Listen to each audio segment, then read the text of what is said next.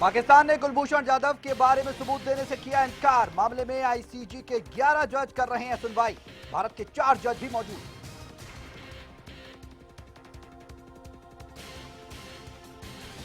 पूर्व मुख्यमंत्री भूपेंद्र सिंह हुड्डा की बड़ी मुश्किलें। मानेसर जमीन घोटाले में चंडीगढ़ में हो रही है पूछताछ। सूत्रों के हवाले से खबर, सीबीआई की तरफ से की जा रही है पूछताछ।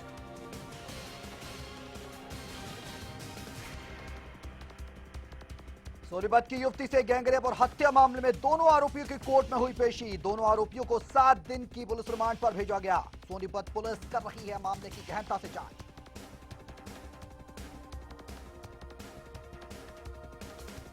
रोहतक में सोनीपत की युवती से गैंगरेप और हत्या का मामला गरमाया। सीएम खट्टर का बयान, फास्ट ट्रैक कोर्ट में होगी मामले की सुनवाई। आरोपियों को नहीं बख्शा जाएगा।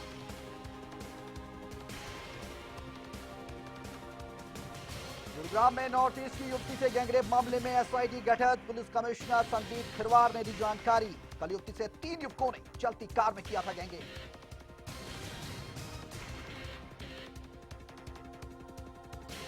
और रोहतक में बाप बेटे की निर्मम तरीके से की हत्या। बदमाशों ने दोनों का काटा गला। चाय की दुकान चलाते थे दोनों बाप बेटे। खरावड़ रिंग रोड के पास की घटना।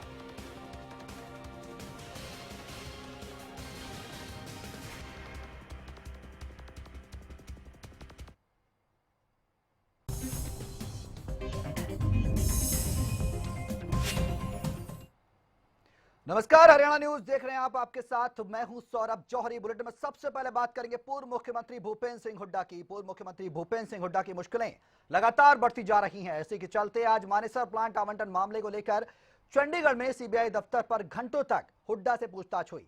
बताया जा रहा है कि इस मामले में भी हुड्डा की मुश्किलें बढ़ सकती हैं। हालांकि इसी मामले को लेकर सीबीआई की टीम ने पिछले दिनों हुड्डा के कई ठिकानों पर रेड भी की थी। तो सीबीआई के शिकंजे में पूर्व सीएम भूपेंद्र सिंह हुड्डा मानेसर प्लांट मामले में पूछताछ हो रही है। और यह पूछताछ चंडीगढ़ सीबीआई कार्यालय में हो रही है। औद्योगिक प्लांट आवंटन मामले में हुड्डा से सीबीआई की पूछताछ। मानेसर के 3 गांवों की करीब 400 एकड़ जमीन का अधिग्रहण किया गया। जमीन अधिग्रहण के बाद यह जमीन बिल्डरों को बेच दी थी। ग्राफिक्स के माध्यम से हम आपको बता रहे हैं पूरा प्रकरण। सितंबर 2015 में अज्ञात ऑफिसर और अन्य के खिलाफ मामला दर्ज। जमीन अधिग्रहण की पूरी प्रक्रिया पूर्व मुख्यमंत्री भूपेंद्र सिंह हुड्डा के कार्यकाल में हुई। पहले गुड़गांव में मामला दर्ज किया, लेकिन बाद में सीबीआई को केस सौंपा गया। सितंबर 2015 में सीबीआई ने हुड्डा के खिलाफ केस दर्ज किया था। तो मानेसर प्लांट आवंटन मामले में पूर्व मुख्यमंत्री भूपेंद्र सिंह हुड्डा की मुश्किलें बढ़ती जा रही हैं। प्लांट आवंटन मामले को लेकर चंडीगढ़ में सीबीआई दफ्तर पर घंटों तक हुड्डा से पूछताछ हुई है। बताया यह भी जा रहा है कि इस मामले में हुड्डा की मुश्किलें बढ़ सकती हैं। हालांकि इस मामले को लेकर सीबीआई की टीम ने पिछले दिनों पूर्व मुख्यमंत्री के कई ठिकानों पर रेड की थी। तो ऐसा कहना बिल्कुल गलत नहीं होगा कि पूर्व मुख्यमंत्री भूपेंद्र सिंह हुड्डा सीबीआई के शिकंजे में। औद्योगिक प्लांट आवंटन मामले में हुड्डा से सीबीआई की पूछताछ। बता दें कि मानेसर के 3 गांवों की करीब 400 एकड़ जमीन अधिग्रहित की गई थी। जमीन अधिग्रहण के बाद यह जमीन बिल्डर्स को बेची गई। सितंबर 2015 में अज्ञात ऑफिसर और अन्य के खिलाफ केस दर्ज किया गया और जमीन अधिग्रहण की पूरी प्रक्रिया पूर्व मुख्यमंत्री भूपेंद्र सिंह हुड्डा के कार्यकाल में हुई। पहले गुड़गांव में यह मामला दर्ज किया गया, लेकिन बाद में सीबीआई को यह केस सौंपा गया और सितंबर 2015 में सीबीआई ने हुड्डा के खिलाफ केस दर्ज किया और तब से शिकंजा कसता जा रहा है पूर्व मुख्यमंत्री भूपेंद्र सिंह हुड्डा पर।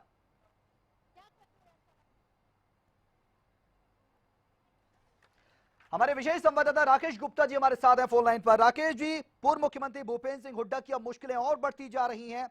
जो प्लाट आवंटन का मामला तो उसमें पूछताछ हो रही है, क्या कुछ पूछताछ की गई है और क्या कुछ निकल के आया, कोई जानकारी मिल पाई है आपको? देखिए सौरभ, जैसा आपने कहा कि पूर्व मुख्यमंत्री भूपेंद्र सिंह हुड्डा की जो दिक्कतें हैं बढ़ती जा रही हैं, इसमें कोई जराए नहीं है। आप जानते हैं कि एजीएल मामले में और इंडस्ट्रियल प्लॉट आवंटन मामले में भी सीबीआई मामले दर्ज कर चुकी है और इसके अलावा ईडी भी जो है एजीएल मामले को देख रही है।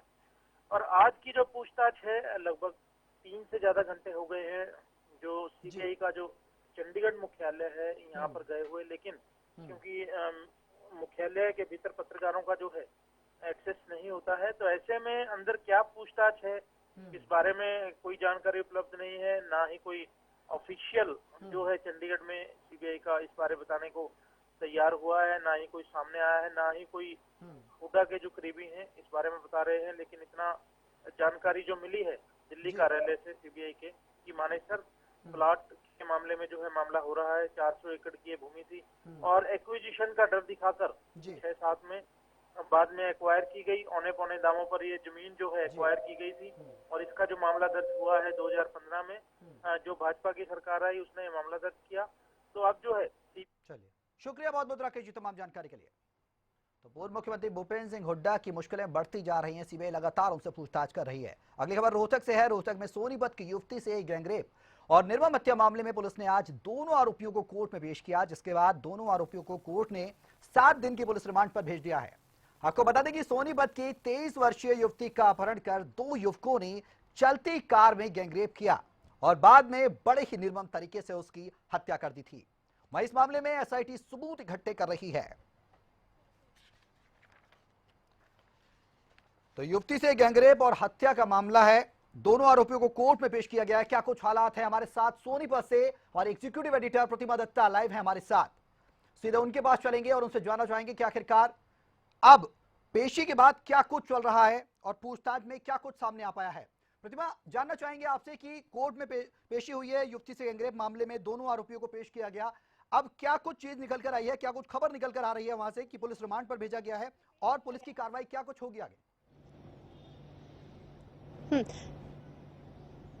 सौरभ, इन दोनों ही आरोपियों को कोर्ट में पेश किया गया, जहां से 7 दिन की पुलिस रिमांड पुलिस ने ली है और वहां पर पुलिस की ये कोशिश होगी कि तमाम जो और तथ्य हैं इस पूरे घटनाक्रम के बारे में वो इकट्ठा कर सके, क्योंकि अभी तक पुलिस बाकी के आरोपियों के बारे में ज्यादा जानकारी हासिल नहीं कर पाई है। हालांकि हम मृतका के परिवार वालों की बात करें, उन्होंने ये कहा है कि हमने पुलिस को कुछ 6 नाम दिए हैं, लेकिन पुलिस वालों का दूसरी तरफ ये भी कहना है कि जो नाम हमें दिए हैं उन नामों के बारे में उन लड़कों से हम पूछताछ कर रहे हैं, लेकिन अभी ये नहीं कह सकते कि वो बाकी के लड़के उसमें इन्वॉल्व थे या नहीं, उनकी कितनी इसमें इन्वॉल्वमेंट है, इसको लेकर हम काफी गंभीर हैं और उसको लेकर काफी हम आगे अपनी जो जांच है वो कर रहे हैं। साथ ही साथ अब पुलिस की कोशिश ये है सौरभ कि जो 2 ये मुख्य आरोपी हैं इनसे तमाम तरीके की चीजें पूछी जा सके ताकि इस पूरे मामले के तह तक पहुंच जाए।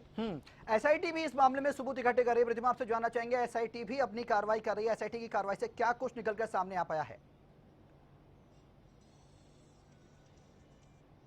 बिल्कुल सर, कार्रवाई लगातार जारी है क्योंकि हर नेता यहाँ पे पहुंच रहा है और उसके बाद यही कह रहा है कि हम इस वक्त आपके साथ हैं। इस परिवार को यही बताया जा रहा है, सांत्वना दी जा रही है। साथ ही साथ जो परिवार है वो ये कह रहा है साफ तौर पे कि जितनी बर्बरता के साथ हमारी बेटी के साथ इन अपराधियों ने जो क्रूरता भरा अपमान किया है, इन अपराधियों को भी कड़ी सजा होनी चाहिए और इनको फांसी की सजा मिलनी चाहिए। इसलिए प्रेशर पुलिस के ऊपर भी बहुत ज्यादा है क्योंकि तमाम नेता यहाँ पहुंच रहे हैं, तमाम मंत्री यहाँ पर पहुंच रहे हैं और जिस तरीके से ना सिर्फ हरियाणा की बात करें बल्कि पूरे नेशनल मीडिया में, पूरे इंटरनेशनल मीडिया ने इस खबर को उठाया है, जिस तरीके से इस खबर को दिखाया जा रहा है, उसके बाद जो इंसाफ की लड़ाई है वो सब मिलकर इस परिवार के साथ लड़ रहे हैं। इसलिए पुलिस में भी काफी प्रेशर है। इसलिए पुलिस भी साफ तौर पर ये कह रहे हैं कि हम जल्दी से जल्दी इसके तह तक पहुंचने की कोशिश करेंगे, लेकिन अभी तक बाकी की आरोपियों के बारे में पुलिस कोई पुख्ता जानकारी नहीं दे पाई है।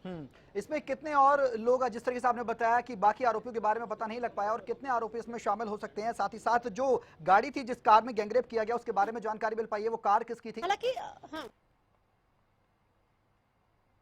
हालांकि सौरभ 6 लोगों के खिलाफ और इसमें मामला दर्ज कर लिया गया है पुलिस की तरफ से और उस दिशा में पुलिस की आगे जो जांच है वो चल रही है, लेकिन बाकी की तमाम चीजें पुलिस नहीं अभी बता पा रही है क्योंकि वो ये कह रहे हैं कि हम ज्यादा चीजें डिस्क्लोज नहीं कर सकते हैं। हम इसकी तह तक जाने की पूरी कोशिश कर रहे हैं और बहुत जल्दी इस पूरे घटनाक्रम का खुलासा कर लिया जाएगा। बहरहाल अभी मैं आपको बता दूं, इस वक्त हम जहां खड़े हैं ये वही कंपनी है जहां पर हरियाणा की निर्भया काम करती थी, जॉब करती थी, और इस कंपनी में जब हमने अंदर जाने की कोशिश की और यहाँ पे इसके मालिक से बात करने की कोशिश की तो उन्होंने साफ तौर पे कह दिया कि हम इस बारे में कोई भी बात नहीं कर सकते, कोई भी जानकारी देने से साफ तौर पे इनकार कर दिया गया और उसके बाद जो मेन गेट है वो भी बंद कर दिया गया। हम सिर्फ इतना जानना चाह रहे थे कि यहाँ पर, क्योंकि ये बताया जा रहा है कि सुबह जब वो अपनी फैक्ट्री के लिए निकली थी, इसी फैक्ट्री में वो काम करती थी और जब फैक्ट्री के लिए निकली तो वहीं पर ही उसको अगवा किया उन अपराधियों ने और उसके बाद उससे ले गए, जिसके बाद उसके साथ गैंगरेप किया गया। ये रास्ता भी मैं आपको दिखाना चाहूंगी क्योंकि यही रोड है जहां बताया जा रहा है कि उसको किडनैप किया। इसी रोड पर यहाँ पर भी इतनी सुरक्षा के कोई इंतजाम मुझे थोड़ा दिखाई नहीं दे रहा है। ये रोड काफी आइसोलेटेड है, काफी सुनसान है और सुबह के टाइम की बात करें या शाम के टाइम की बात करें, ज्यादा लोग यहाँ पर देखने को बिल्कुल नहीं मिलेंगे। हालांकि कंपनी की बात भी हम कर लें, बाहर भी कोई सिक्योरिटी गार्ड के तौर पे नहीं है, एक सिर्फ सीसीटीवी कैमरा यहाँ पे लगा हुआ है और जो रवैया है कंपनी के प्रबंधन का वो कहीं ना कहीं बहुत से सवाल खड़े कर रहा है। हालांकि परिवार से भी हम मिले और परिवार का ये कहना है कि हम ये चाहते हैं कि बस फांसी की सजा इन अपराधियों को हो। बिल्कुल प्रतिमा, आपसे जानना चाहेंगे कि पीड़ित परिवार से आपकी बातचीत हुई होगी, पीड़िता के जो मृतका है उसके माता पिता ने कहा है कि फांसी की सजा हो, क्या चित परिचित थे या फिर कंपनी में काम करते थे, कंपनी के प्रबंधन से किसी से आपको कुछ जानकारी मिल पाई हो? आखिरकार क्यों कोई सामने नहीं आ रहा, खासकर कंपनी के प्रबंधन की आपने बात की, वो क्यों साफ तौर पर नहीं बता रहे हैं, क्यों बच रहे हैं?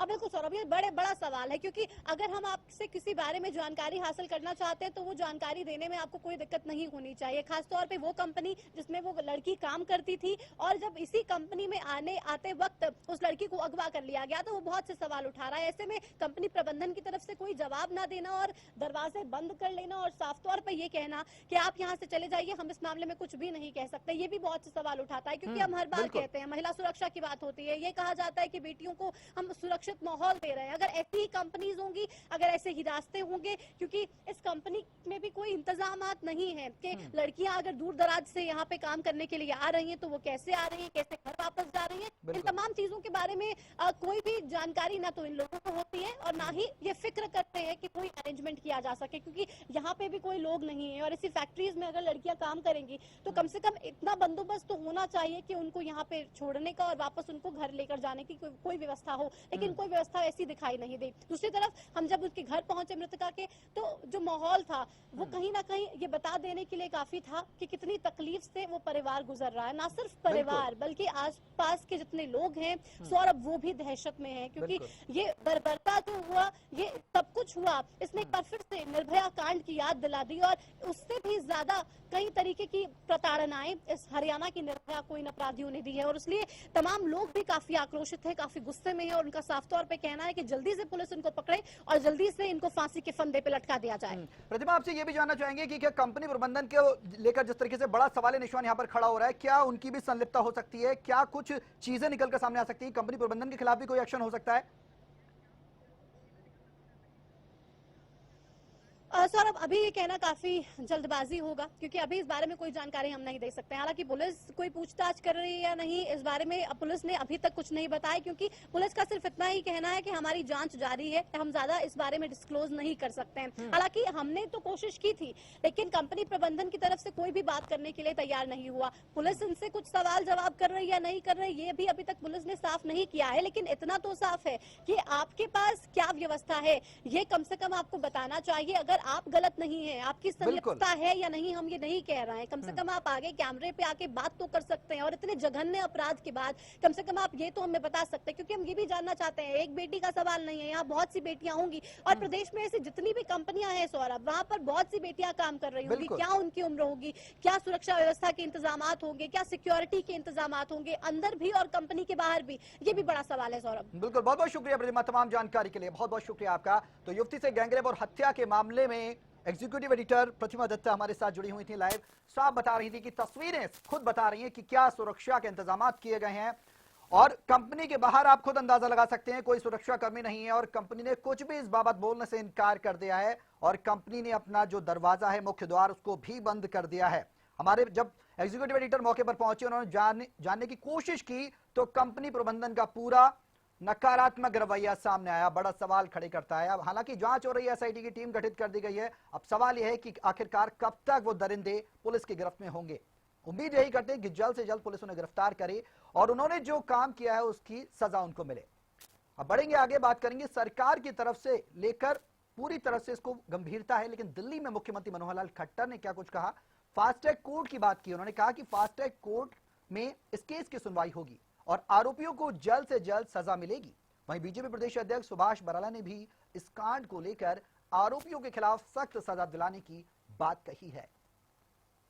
उसमें जो दोषी लोग हैं उनको पकड़ लिया गया है, 2 लोगों को हमने पकड़ा है और पुलिस उसमें बहुत एक्टिवली छानबीन कर रही है। जो भी इस प्रकार के घिनौने कार्य करने वाले जितने भी कल्प्रेट हैं उनको छोड़ा नहीं जाएगा और बहुत जल्दी इसके अंदर हम जो कोर्ट्स हैं, फास्ट कोर्ट जो होती हैं, उन कोर्ट्स के माध्यम से, जैसे पीछे एक घटना हुई थी जिसके अंदर कुछ लोगों को 7-6 साल की सजा भी हुई थी, ऐसे ही इन कोर्ट्स को यानी स्पीडी एक प्रकार की कार्रवाई करा करके और इनको कल्प्रेट्स को, दोषियों को दंडित किया जाएगा, इनको छोड़ा नहीं जाएगा।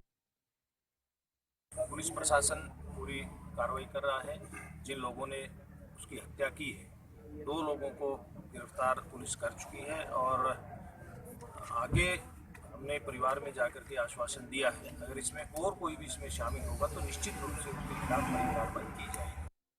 बड़ी दुखदायी घटना है। मैं कल ब्यास में था तो वहाँ मुझे जानकारी आईजी के थ्रू मिली और वह मेरे रोहतक ज़िले के अंदर ये घटना हुई है जो उसकी डेड बॉडी मिली गई है।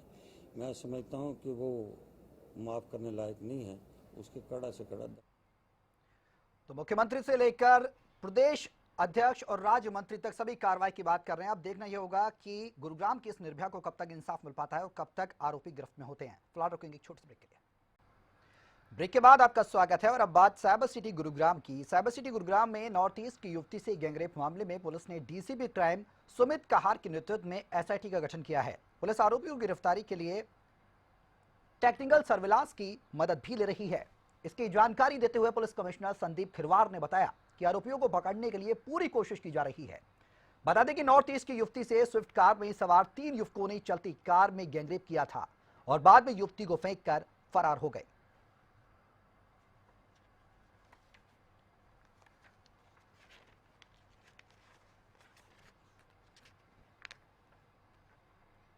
देखिए, एक मुकदमा हमने दर्ज किया है सेक्टर 18 थाने में। एक महिला जो नॉर्थ ईस्ट की रहने वाली है, यहाँ पे गुरुग्राम में कुछ सालों से रह रही थी, तो उन्होंने आरोप लगाया है कि वो फ्राइडे और सैटरडे के जो बीच की जो रात है, वो अपने पीजी पे जब देर रात लौटी तो बाहर कुछ लोगों ने उनको वेले कर लिया और गाड़ी में उनको ले जाया गया, जहाँ पे उनको बताया, वो उनका आरोप है कि उनके साथ दुष्कर्म किया 3 लोगों ने और उनको सुबह दिल्ली के इलाके में छोड़ा गया। तो इस संबंध में हमने मुकदमा कायम कर लिया।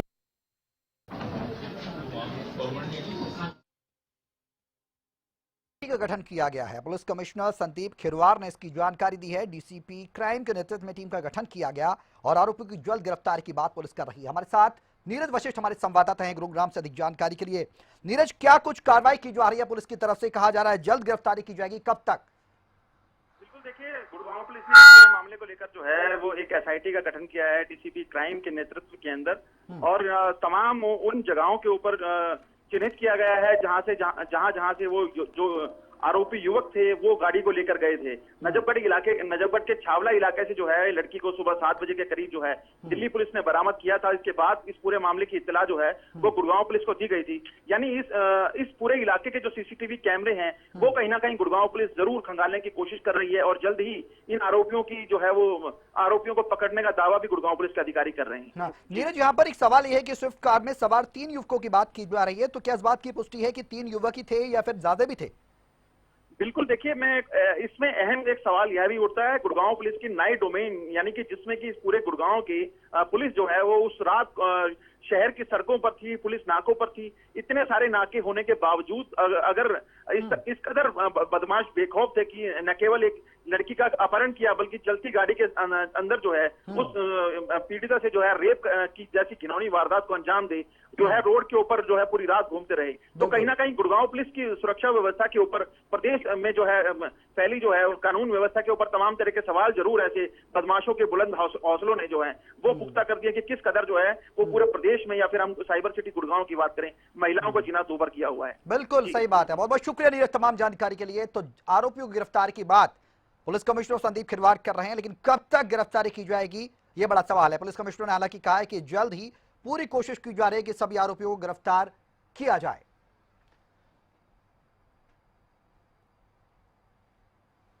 इस बीच एक बड़ी खबर, देश भर में कई एटीएम किए गए बंद। एमएचए के सूत्रों के हवाले से यह खबर है, कई एटीएम बंद किए गए देश के।